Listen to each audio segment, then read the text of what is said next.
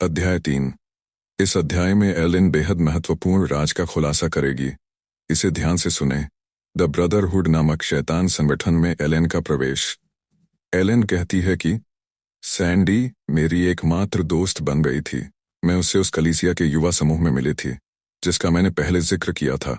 मैं कलीसिया प्रभु यीशु मसीह के बारे में सुनने के लिए नहीं जाती थी, बल्कि वहां जाने का मेरा मकसद अन्य बच्चों के साथ समय बिताना था।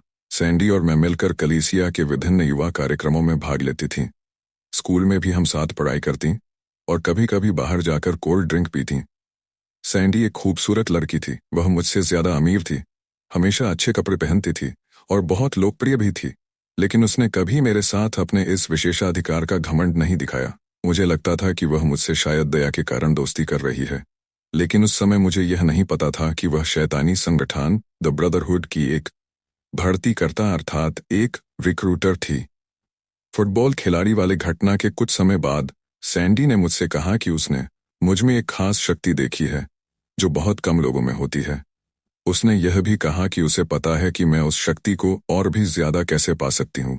उसने मुझसे यह भी कहा, देखो, मैं जानती हूँ कि तुम अकेली और उदास रहती हो, और मुझे लगता है कि मेरे पास तुम्हारी मदद करने का एक तरीका है। जिस कलीसिया में हम जाते हैं उसे तुम्हारी कोई परवाह नहीं है, और परमेश्वर को भी तुम्हारी कोई परवाह नहीं है। अगर उन्हें होती तो तुम्हारा जन्म इस तरह नहीं हुआ होता। इसके बाद सैंडी ने मुझे अपने और अपने परिवार के समूह द्वारा आयोजित एक युवा शिविर यूथ कैंप में चलने का प्रस्ताव दिया। उसने इसे चर्च कैंप कहा था। यह एक छोटे से शहर में आयोजित किया गया था जो कुछ मील की दूरी पर था। वह गर्मियों की छुट्टियों के दौरान आयोजित किया जा रहा था। उस समय स्कूल बंद था और मेरे पास करने के लिए कोई और काम नहीं था, इसलिए मैंने उसके साथ जाने का फैसला किया। आगे एलेन कहती है, मैंने अपने माता पिता से कहा कि मैं एक चर्च कैंप में जा रही हूँ। उन्हें सच में कोई फर्क नहीं पड़ता था कि मैं क्या करती हूँ। मैं अंदर से डरी हुई थी, लेकिन साथ ही उत्साहित भी थी। मुझे लगा कि आखिरकार मुझे एक दोस्त मिल गया है, और शायद यह मेरे अकेलेपन और मेरे भीतर की अजीब शक्ति के सवालों का जवाब हो सकता है।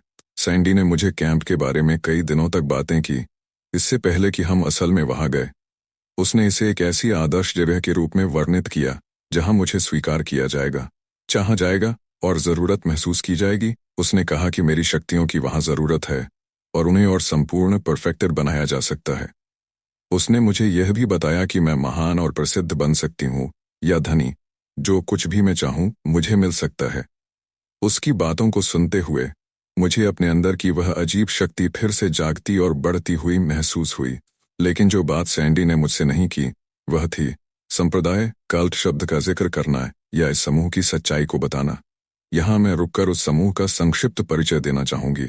ब्रदरहुड द ब्रदरहुड यह समूह, जिसे गुप्त रूप से ब्रदरहुड कहा जाता है, ऐसे लोगों से बना है जो सीधे तौर पर शैतान के नियंत्रण में होते हैं और उसकी पूजा करते हैं। यह एक तेजी से बढ़ता हुआ और बहुत खतरनाक संप्रदाय कल्ट है। इसका अमेरिका में 2 मुख्य केंद्र हैं। एक पश्चिमी तट वेस्ट कोस्ट, मुख्य रूप से लॉस एंजल्स सैन फ्रांसिस्को क्षेत्र में, तो मध्य पश्चिम मिडवेस्टर्न यूएस जहां मैं रहती थी। यह समूह स्थानीय समूहों लोकल ग्रुप्स या अध्यायों चैप्टर्स में बंटा हुआ है, जिन्हें कोवेन कवंस कहा जाता है। एक कोवेन में 5-10 से लेकर हजारों तक सदस्य हो सकते हैं। ये वही संप्रदाय है जिसका उल्लेख है लिंडसे की किताब Satan is alive and well on planet earth और माइक वार्नके की किताब द सेटन सेलर में किया गया है। यह इंग्लैंड में मौजूद उसी समूह का अमेरिकी संस्करण है, जिसका वर्णन डोरिन इरवाइन की किताब फ्रीड फ्रॉम विचक्राफ्ट में है। खतरनाक और गुप्त संगठन। यह संप्रदाय अत्यधिक गुप्त सीक्रेटिव है। इसकी सदस्यता के लिखित रिकॉर्ड रिटन रिकॉर्ड्स नहीं रखे जाते, यहाँ तक कि सदस्यों द्वारा खून से साइन किए गए शैतान के साथ अनुबंध।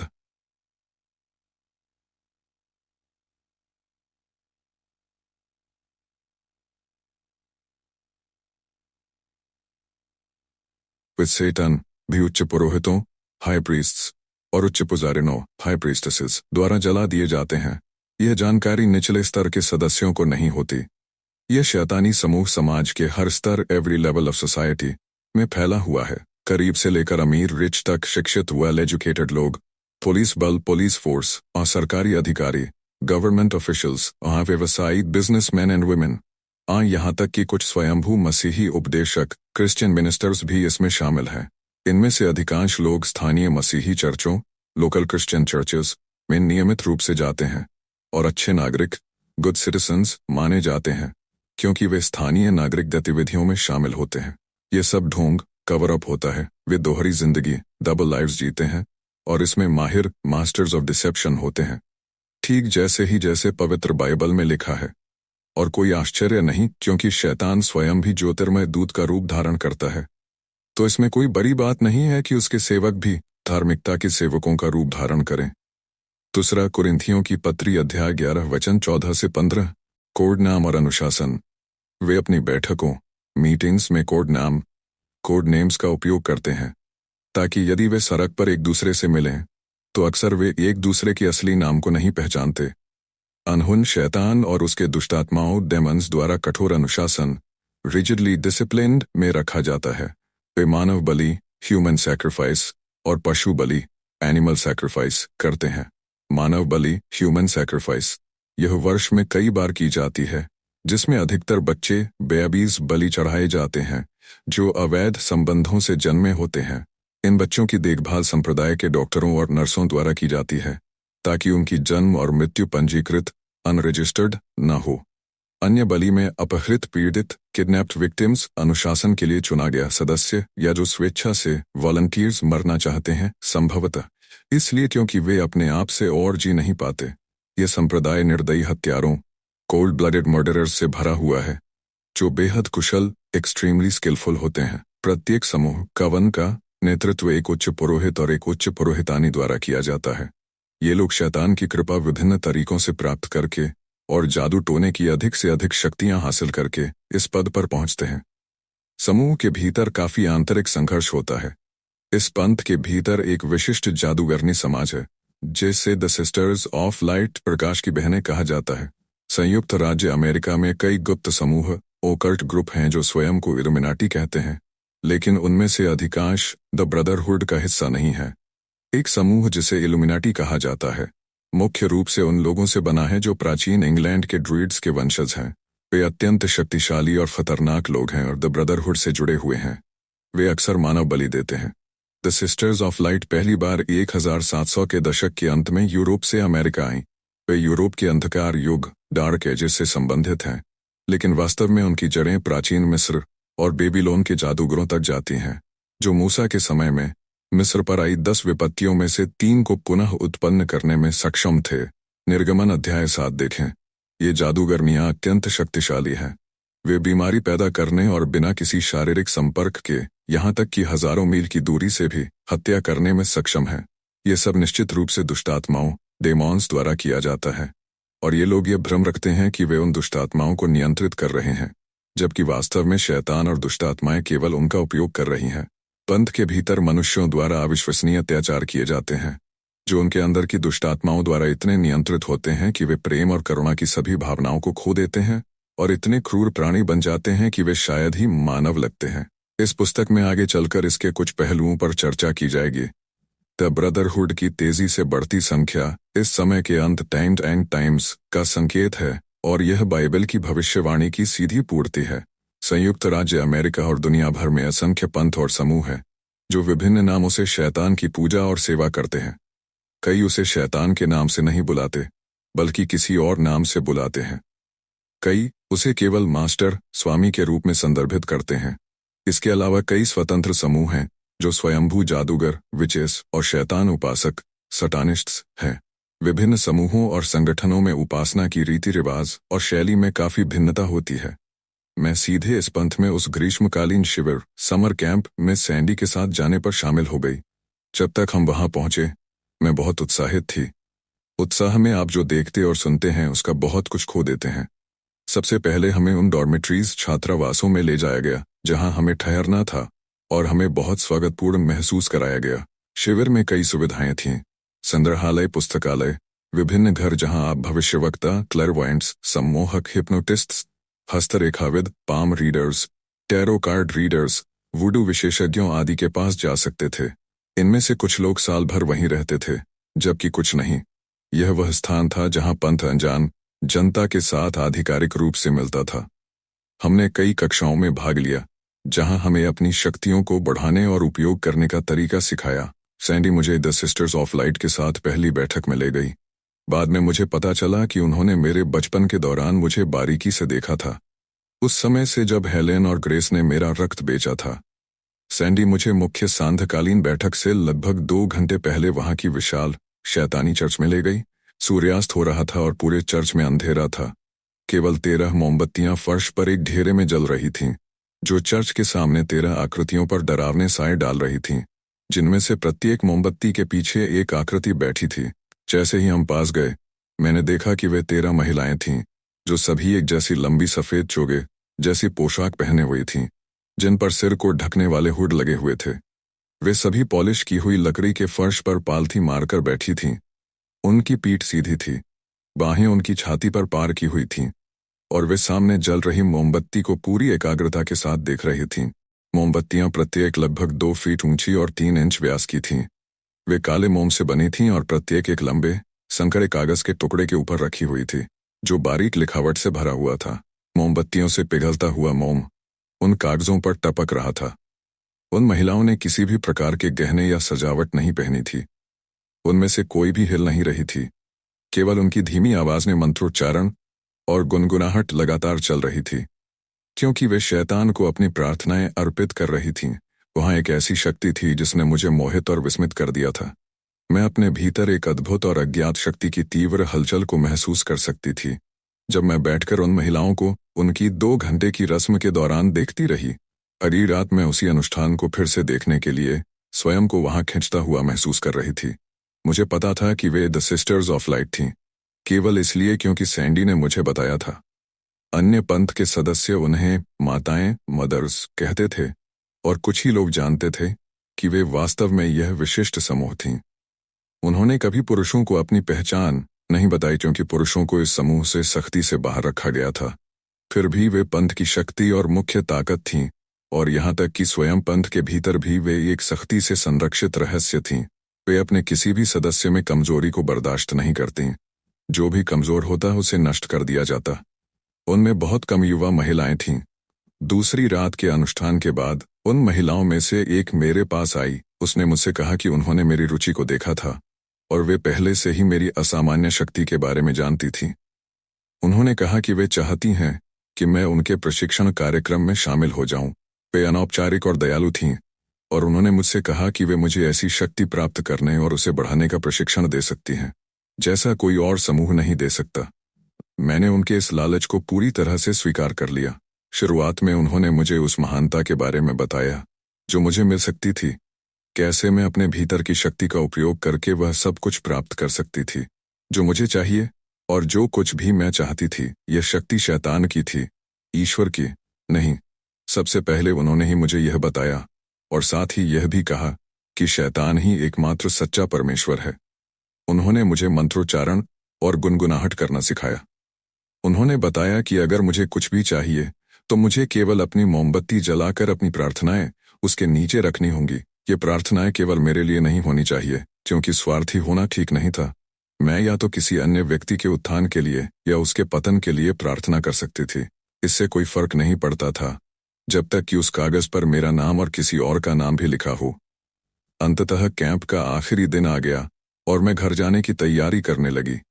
अचानक मुझे एहसास हुआ कि कैंप में लोगों की सारी मित्रता और दयालुता केवल एक दिखावा थी, और अब मेरा इस पंथ में शामिल होना कोई खेल नहीं था, न ही यह स्वैच्छिक था। जब मैं सैंडी से घर जाने के लिए मिली तो उसने मुझे बताया कि उसे सिस्टर्स ऑफ लाइट से संदेश मिला है कि वे मुझे और कुछ अन्य विशेष रूप से प्रतिभाशाली लोगों को विशेष प्रशिक्षण देना चाहती है।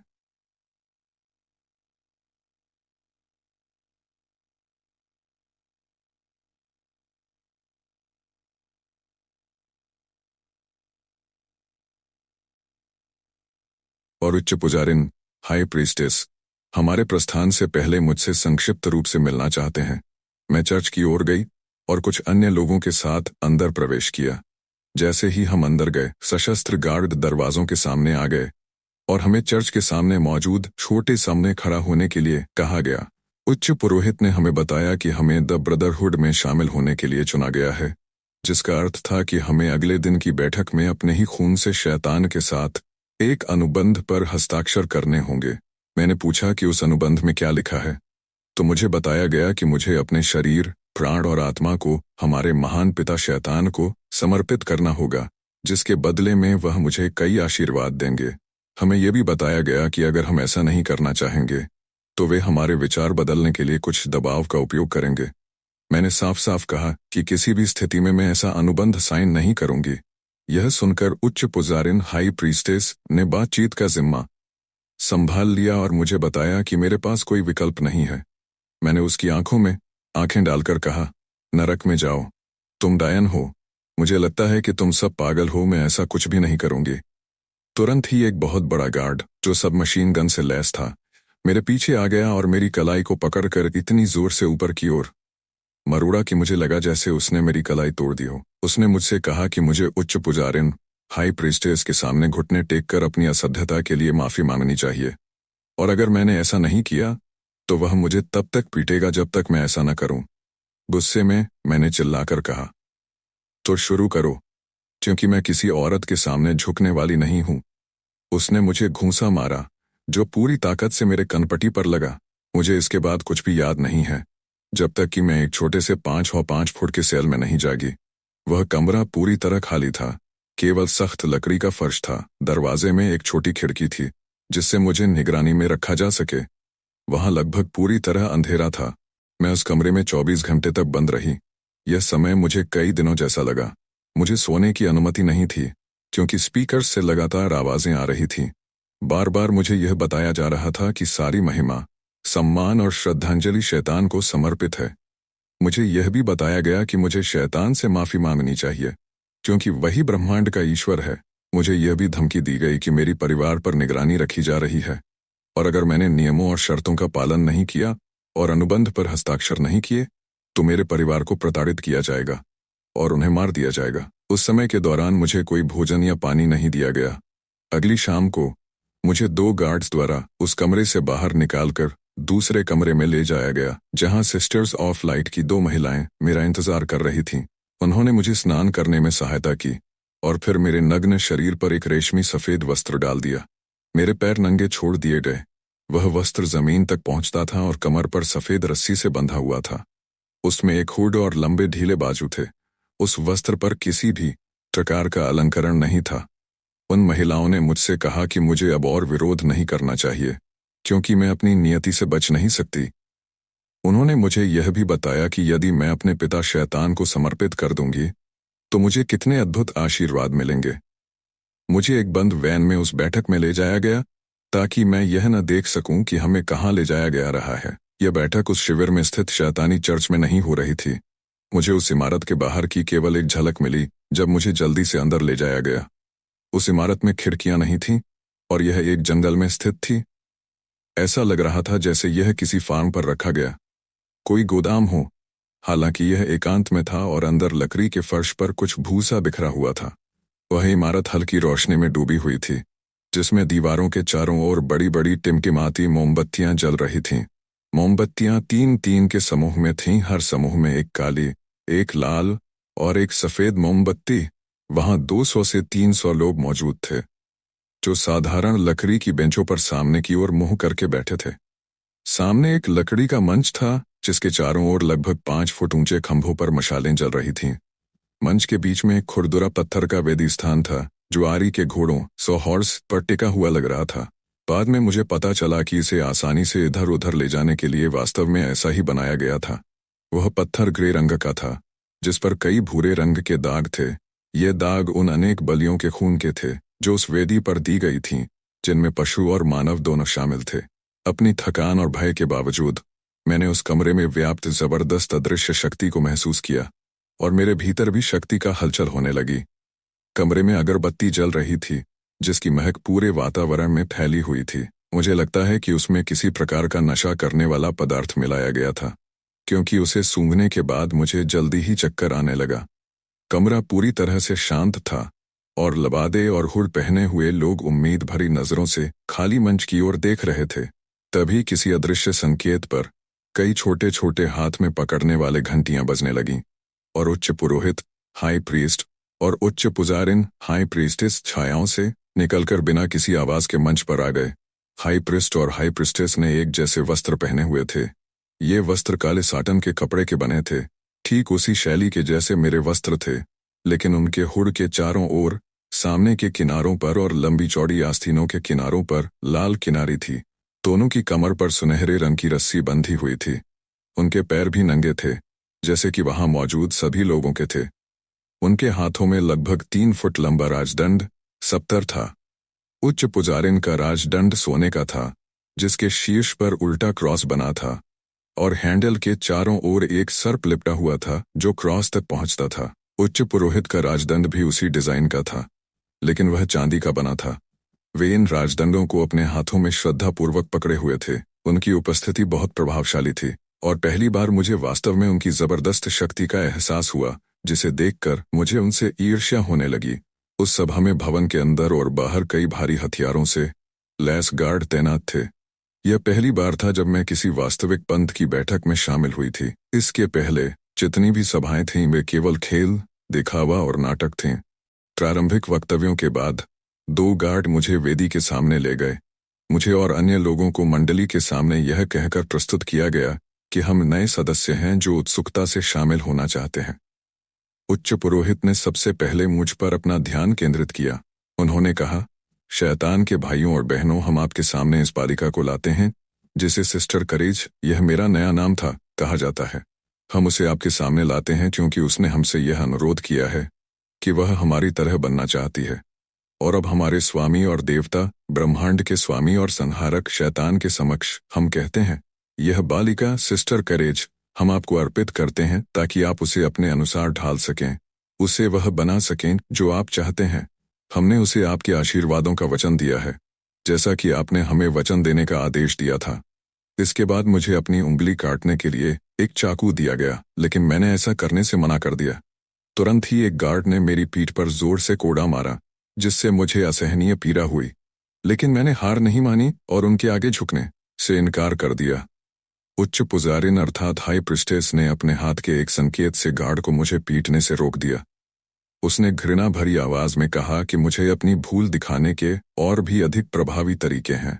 मैंने आश्चर्य से देखा जब उच्च पुजारिन और उच्च पुरोहित ने मंच के मध्य में फर्श पर खींचे गए एक बड़े पेंटाग्राम, 5 नुकीले तारे के विपरीत किनारों पर अपनी अपनी जगहें लीं। पेंटाग्राम एक घेरे के अंदर खींचा गया था, और तारे के प्रत्येक बिंदु पर एक काली मोमबत्ती रखी हुई थी। केवल अपने हाथ के इशारे से उच्च पुजारिन ने बिना किसी मोमबत्ती को छुए सभी को एक साथ जला दिया। इसके बाद उसने एक मंत्र का उच्चारण करना शुरू किया, जिसमें उच्च पुरोहित भी शामिल हो गया। जब भी छोटी घंटियां बजाई जातीं, दर्शक भी निर्देशानुसार कुछ पंक्तियों को दोहराते। अचानक पेंटाग्राम धुएं और चकाचौंध भरी रोशनी के साथ गिर गया। कमरे में तुरंत एक भयंकर दुर्गंध फैल गई, मानो जलते हुए गंधक की गंध हो। अचानक एक विशाल दानव घेरे के केंद्र में प्रकट हुआ, जिसके चारों ओर आग की लपटें उठ रही थीं। वह लगभग 8 फुट लंबा था और अत्यंत भयानक रूप से मेरी ओर घूर रहा था। उसका शरीर इधर उधर लहराते हुए डरावनी ऊर्जा को प्रकट कर रहा था। उच्च पुजारिन, जिसका नाम ग्रेस था, मेरी ओर मुड़ी, और उसने मुझसे कहा कि अगर मैंने उनकी बात नहीं मानी और उस अनुबंध पर हस्ताक्षर नहीं किए तो मुझे उस दानव को सौंप दिया जाएगा, जो मुझे तब तक यातनाएं देगा जब तक वह मुझे मार नहीं डालेगा, जब तक वह मुझे मार नहीं डाले। यह सुनकर मेरी हिम्मत टूट गई। मैंने पहले कभी इतनी भयानक खौफ महसूस नहीं की थी, लेकिन उसी समय मैं ग्रेस द्वारा प्रदर्शित शक्ति की लालसा भी कर रही थी। मैंने निश्चय किया कि मैं भी उसके समान शक्तिशाली बनूंगी, ताकि मैं उन लोगों से बदला ले सकूं जिन्होंने मेरे साथ यह सब किया था। जब मैंने अनुबंध पर हस्ताक्षर करने की अपनी सहमति का संकेत दिया, तो 2 महिलाएं आगे आईं और उन्होंने मेरे सफेद वस्त्र के ऊपर एक काला वस्त्र डाल दिया। वह काला वस्त्र सूती कपड़े का बना था और उसी शैली का था जैसे मेरा सफेद वस्त्र था। काले वस्त्र का अर्थ था कि अब मैं एक नवसिखुआ शिष्य नहीं रही। मैंने मुझे दिए गए चाकू से अपनी उंगली को गहराई से काटा। फिर मैंने एक पंख वाले कलम को अपने ही खून में डुबोया और उस अनुबंध पर अपना नाम लिखा। जिसमें यह कहा गया था कि मैं अपने शरीर, प्राण, आत्मा और आत्मिक अस्तित्व को शैतान को समर्पित कर रही हूँ। जैसे ही मैंने उस अनुबंध पर हस्ताक्षर किए, मेरे पूरे शरीर में एक शक्तिशाली विद्युत ऊर्जा की लहर दौड़ गई, जो मेरे सिर के शीर्ष से लेकर पैर के अंगूठों तक फैल गई। यह इतनी प्रबल थी कि मैं फर्श पर गिर पड़ी। जैसे ही मैं फर्श पर लेटी हुई थी और स्वयं को संभालने की कोशिश कर रही थी, मुझे एहसास हुआ कि ग्रेस एक और मंत्र का उच्चारण कर रही थी। मैंने किसी तरह स्वयं को उठाया और देखा कि उसने एक और दानव को बुला लिया था। वह दानव मेरे पास आया और उसने मुझे बताया कि वह अब मेरे भीतर निवास करेगा। इससे पहले कि मैं कुछ कह पाती, उसने बेरहमी से मेरे कंधों को पकड़ लिया। उसी क्षण मुझे ऐसा लगा जैसे मेरे शरीर में जलता हुआ अंगारा प्रविष्ट हो गया हो। यह एक असहनीय जलन और पीड़ा थी, और उस बदबूदार गंधक की गंध ने फिर से मुझे घेर लिया। उस भयंकर पीड़ा के बीच मैं होश खो बैठी और मुझे कुछ भी याद नहीं कि उसके बाद क्या हुआ, सिवाय इसके कि मुझे बेरहमी से उठाकर वैन में लादा गया और वापस शिविर में ले जाया गया। उस समय तक मैं इतनी थकी हुई और चकराई हुई थी कि नींद की कमी, पिटाई और भोजन व पानी की कमी के कारण मुझे पूरी तरह समझ भी नहीं आया कि मेरे साथ क्या हो रहा था। मैं उसके बाद 1 सप्ताह तक शिविर में रही ताकि मेरे घाव और चोटें कुछ हद तक ठीक हो सकें और बाहर से कुछ सामान्य लग सकूं। जब मैं घर लौटी तो मुझे यह विश्वास था कि अब मैं पृथ्वी पर सबसे शक्तिशाली व्यक्तियों में से एक हूं। मुझे लगा कि मेरे पास ऐसी शक्तियां हैं जो आम लोगों की कल्पना से परे हैं। मुझे विश्वास था कि अब कोई भी मुझे नष्ट नहीं कर सकता।